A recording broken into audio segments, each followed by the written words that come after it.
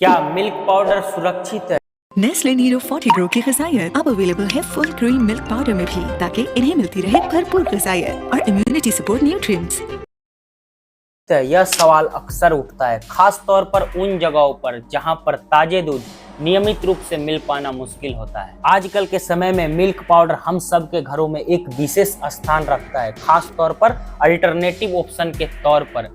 लेकिन मेरे दोस्त, सवाल यह उठता है कि क्या यह पूरी तरह से सेफ है? तो चलिए जानते हैं मिल्क पाउडर कैसे बनता है और इसके दौरान इसमें कौन कौन सी बायोलॉजिकल और केमिकल रिएक्शन होती है, और क्या इसमें किसी तरह के हानिकारक तत्व होते हैं और इसे कैसे सेफली इस्तेमाल किया जा सकता है। तो चलिए इस इंफॉर्मेटिव सफर पर आपके साथ चलते हैं और जानते हैं मिल्क पाउडर की पूरी कहानी। तो वीडियो के लास्ट तक हम जान रहे होंगे कि मिल्क पाउडर प्रिपरेशन में कौन कौन सी केमिकल और बायोलॉजिकल बदलाव देखने को मिलते हैं, ताकि आप खुद डिसीजन ले पाए कि मिल्क पाउडर कितना और कैसे इस्तेमाल किया जाए। तो चलिए शुरू करते हैं। मिल्क पाउडर कैसे बनता है? एकदम साधारण भाषा में, पहले फ्रेश मिल्क लिया जाता है, फिर उसमें जितना भी पानी होता है उसको पूरी तरह से हटाया जाता है। अब इस पानी को हटाने का मेनली दो प्रोसेस फॉलो किया जाता है। एक का नाम है स्प्रे ड्राइंग, दूसरा है रोलर ड्राइंग। हालांकि ये दोनों आपके लिए किसी काम के नहीं है, ये टेक्निकल टर्म्स है, जस्ट फॉर इंफॉर्मेशन। हालांकि इस पानी को निकालने के लिए अलग अलग प्रोसेस को फॉलो किया जाता है और इस प्रोसेस के दौरान दूध को पूरी तरह से सुखाया जाता है ताकि पाउडर तैयार हो सके। तो सबसे पहले दूध को हाई टेम्परेचर पर गर्म किया जाता है ताकि इसमें से मैक्सिमम पानी को हटाया जा सके। इस प्रोसेस में दूध को एक बहुत पतली परत में फैलाया जाता है और इसको एक हॉट ड्रायर के थ्रू पास किया जाता है, और इसके बाद जो ड्राई प्रोडक्ट बचता है वही अपना मिल्क पाउडर कहलाता है। तो अब बात करते हैं इस प्रोसेस के दौरान क्या दूध में कोई बायोलॉजिकल और केमिकल बदलाव देखने को मिलते हैं। जब दूध को हाई टेम्परेचर पर गर्म किया जाता है तो उसमें कुछ एसेंशियल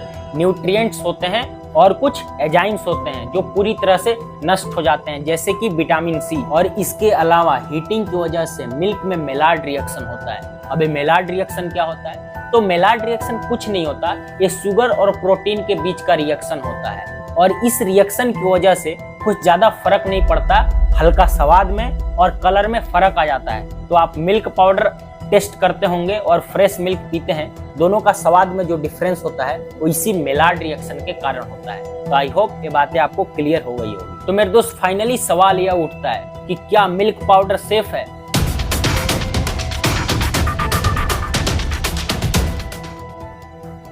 तो मेरे दोस्त, अधिकांश एक्सपर्ट्स का मानना है कि अगर इसे सही तरीके से बनाया गया हो और इसकी पैकेजिंग सुरक्षित तरीके से की गई हो तो इसको इस्तेमाल करने में कोई हानि नहीं है।